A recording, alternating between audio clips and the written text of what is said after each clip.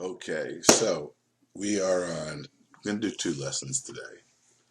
Um, Yesterday, it just turned out to be a very busy day, and a woman who I have never met, a Course in Miracles person, who happens to, have just been in Quincy, at the Quincy House, and also at another conference last year in Colorado, so she knows a lot of friends that I know.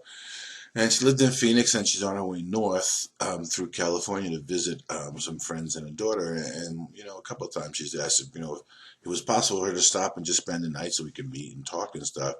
And it's always possible. I have people who drop by like that all the time, and it's one of the reasons why I like the house that I'm in. And if it is meant to be, I think sometime next year we'll try to purchase it.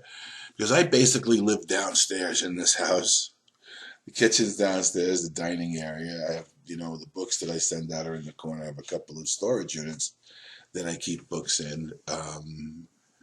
And there's two bedrooms and a bathroom upstairs, and one bedroom is a beautiful, beautiful. This is a simple house, so I don't know what beautiful means. It's beautiful to me. The people who come and sit on it with me. Um, There's a bedroom with a balcony that faces west, and a second bedroom in the back that faces the backyard. That looks back into the national forest, my backyard in the national forest. So people come in, and she thought she was going to spend the night and then hit the road the next day. And when she woke up the next day, she asked if she could stay another day. Because it was just, I don't know. Many people just come here and enjoy the serenity and the tranquility of where I am located, and it is, I mean, relatively speaking, quiet. The skies are spectacular at night. The temperature is brilliant during the day and cool enough at night so you can sleep. And it's a simple life. So and so she decided. She asked me if she could stay in the day, and of course that was fine. I just have to go about my day. But the thing that I didn't do was the commentary on the lesson, and and I can't really explain why I didn't do it. I could offer you a reason. But yesterday evening, when I was just sort of, puttering around doing stuff, it came to me that these two lessons, 224, that was yesterday's, and 225, that's today's, that these two lessons would actually somehow be connected. I mean, and that's funny because they're all connected, certainly, and that they're leading us to the same spot. But there was something about it, like there were couplets of lessons in the last review, for instance, that seemed to work together within the scheme, within the pattern. And I had a feeling when I didn't do 224 that it might be the case with 225. And when I got up and read them this morning, I was surprised. I was surprised to find out they did, and yet I didn't know exactly what that meant until I just sat down now and remembered something that happened to me back just prior to Vicky and I getting married. When we were living in Boston, my brother was also living in Boston and he had just gotten married. He was married probably, I don't know, maybe a year or so. So lesson 224, I'll get back to the story, but let me read these to put in, and I'll put the story in perspective as well. Lesson 224, God is my Father, and He loves His Son. Lesson 225, God is my Father, and His Son loves Him. Now you're right in the center. That's the vortex of creative reality. And you could feel that. I mean, you could feel that. You can feel the swirling. And then I'm going to call it swirling for a second because there's a particular energetic sensation that occurs when your mind, Jesus, what does he says? Talks about a period of disorientation in the text. So remember, the experience that I'm talking about is much like many people experience it as motion sickness or air sickness. It's like the idea of going from 0 to 100 miles an hour in a short period of time, where your body can't catch up with the speed that your mind is going, in a sense. And it takes a moment as this disorientation, what they call that, vertigo or something like that. Um, and there's moments of there's moments of disorientation that occur in healing and transformation of your mind, because remember, you're going, we've spoken, we've learned to undo the beliefs of our mind, and now each one of these lessons and the use of forgiveness, we're allowing our mind to be unsealed.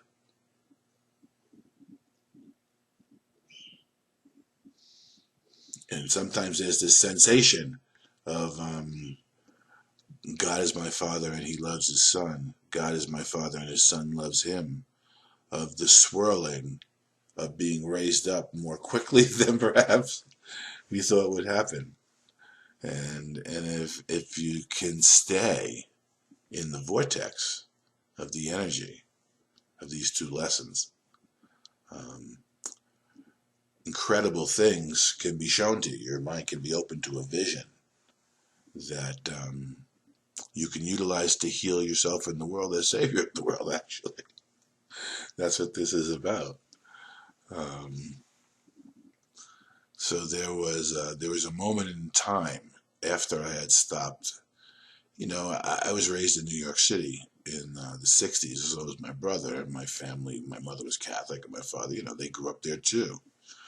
And my mother, being Catholic, she really thought she was a saint, but you really couldn't prove it by the lives of her sons, no matter what, no matter what tried to happen. And I went to good schools and had great education. My brother was a little different; he was a little more rebellious than I am. But I wound up with a heroin habit and drug habit in California, and I went through a short period of rehab, and I stopped using drugs.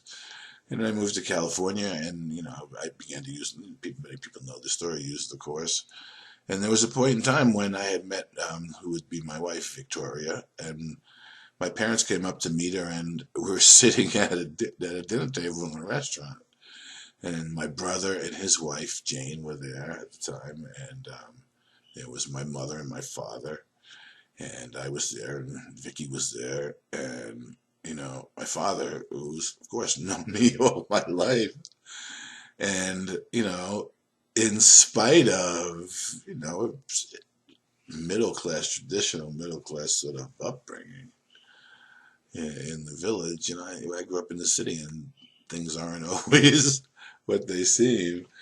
And so he looked at me across the table. I was sitting with Vicky, and she was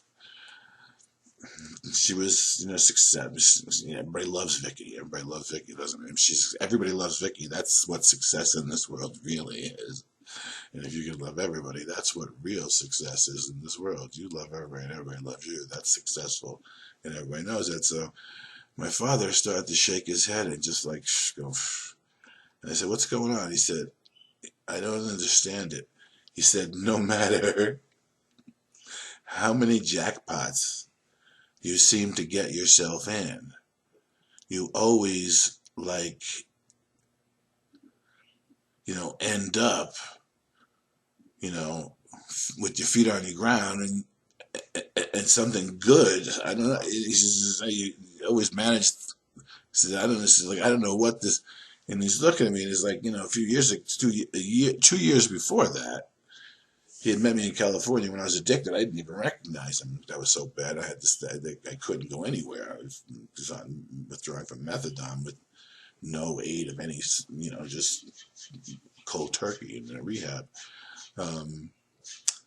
So he said to me, "Man, you just come up smelling like roses no matter what happens to you."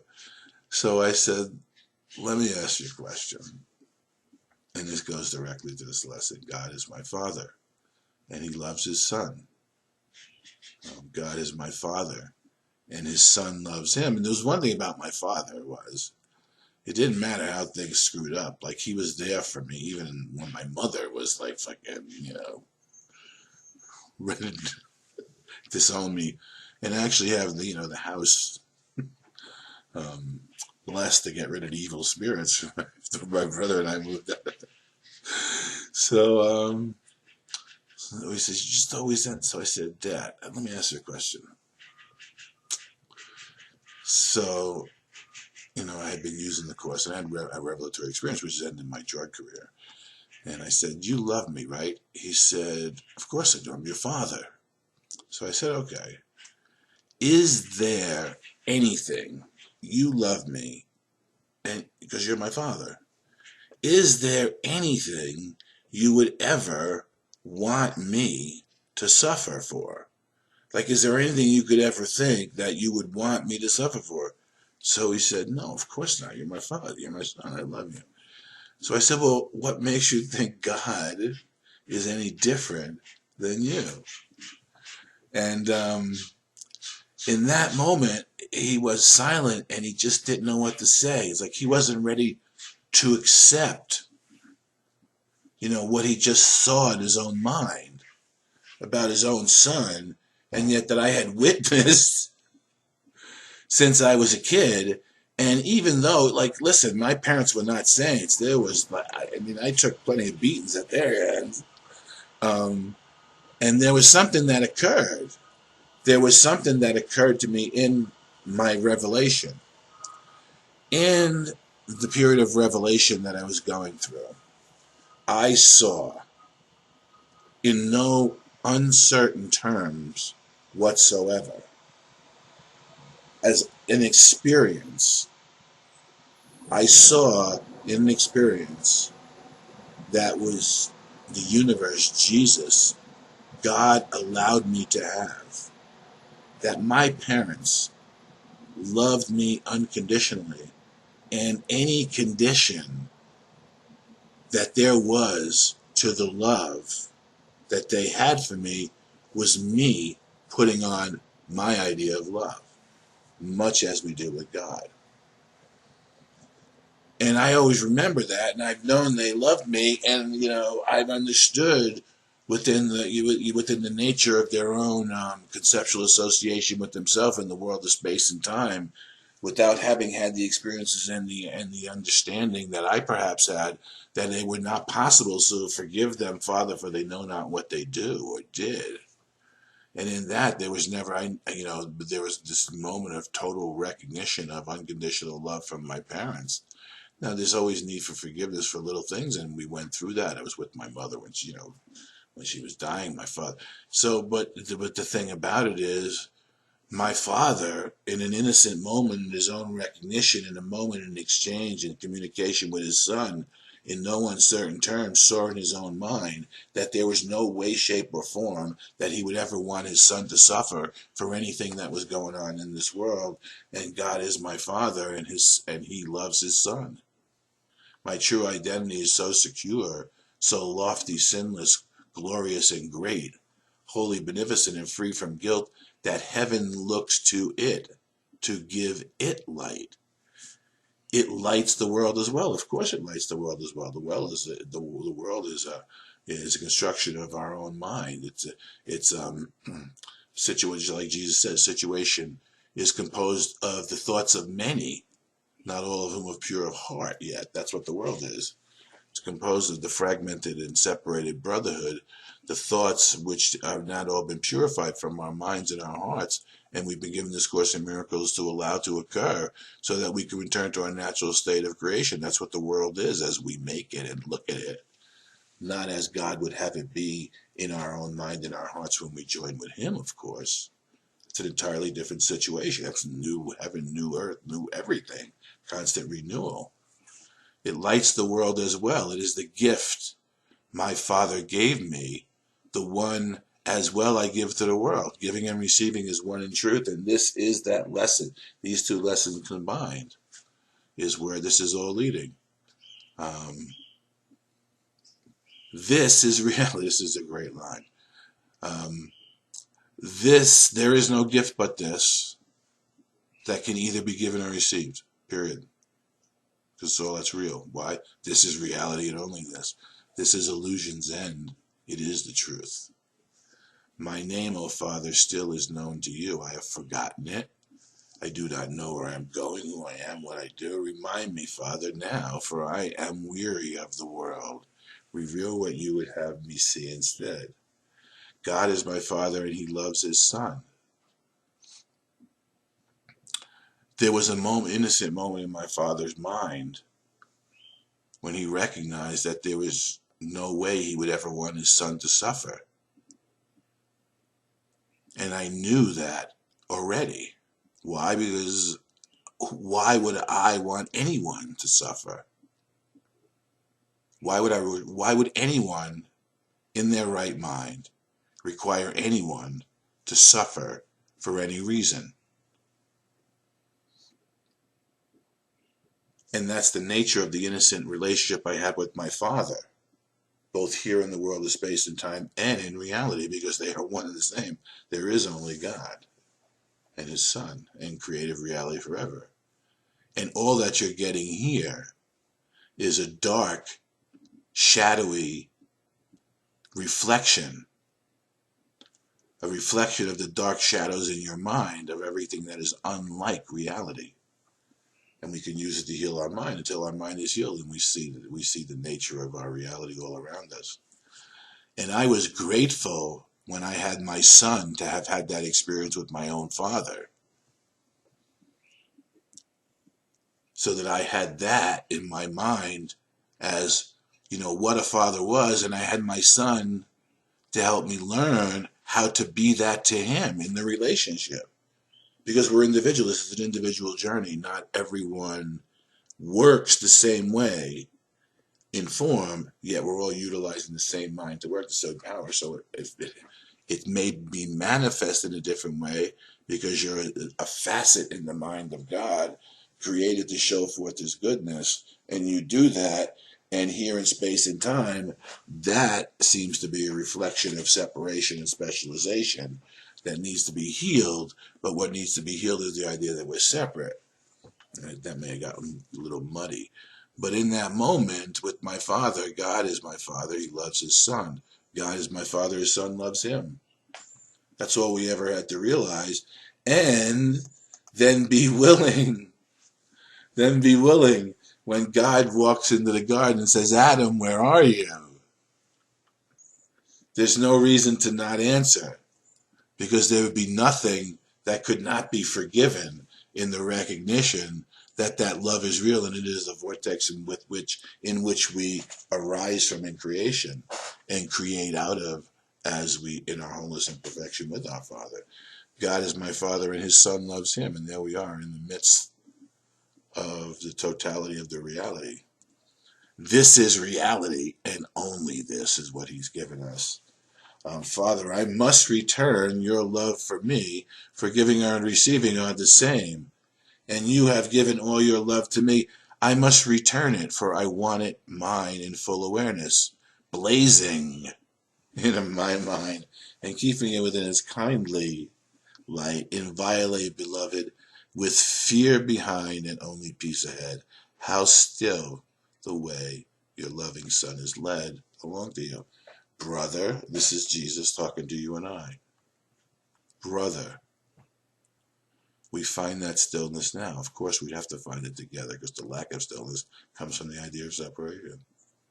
The way is definitely open. Now we follow it in peace together. You have reached your hand to mine. Remember, we have to ask. And I will never leave you. Now, we are one.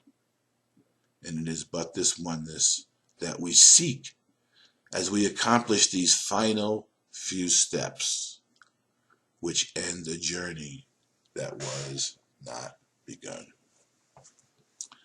And we end right back where we started, at the beginning, prior to the beginning of the dream, in the continuous beginning and ever refreshing and renewed renewing flow of creative reality that we are whole and perfectly part of, a facet to express the single light of all reality, wherein which we're joined together in that light as the extension of that light.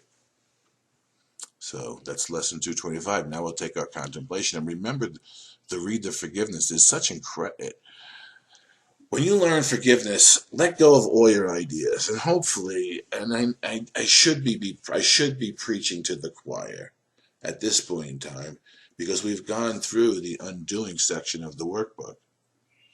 You can allow your mind to be undone, because she's trying to teach it this way for a second. Do you understand that any instant in space and time is what death is? Because the maximum that you can get out of a temporal sequel association with the beginning and end is the beginning and the end. Okay? So each moment we're actually dying, and death is at our doorstep when we're a human. Some may not attempt to do anything about that idea, which is active in their mind all the time. Do you understand the world is a world of ideas? The idea that we are going to die is active in the human mind all the time, because all thoughts are in that mind. Okay? So you're living within the tense nature of your own avoidance of death, knowing that you're going to die anyway.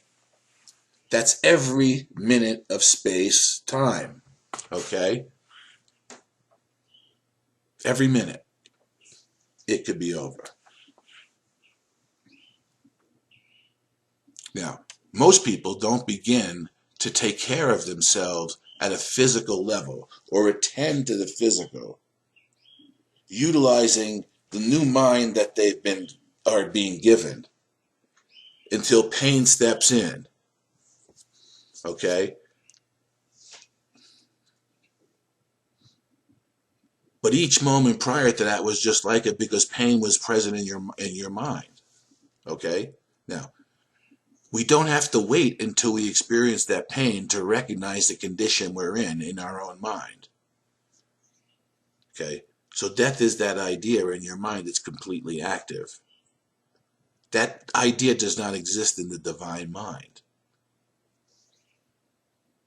When your mind begins to heal through these recognition of light eternal, of life and light eternal,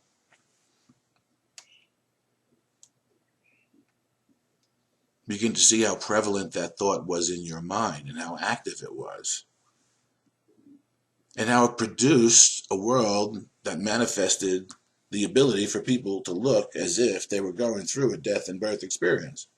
Well, that's all going to disappear from your mind, but not the life. Life is eternal. That's what we're learning to share here. There's a brother, we find that stillness now. The way is open. Now we follow in it in peace together.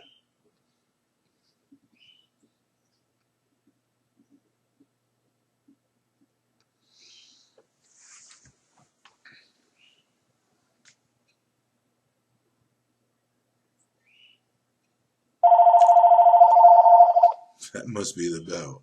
I get back to forgiveness and what we're talking about later, about how each moment in time there is actually death, and forgiveness is the way out at each moment of time.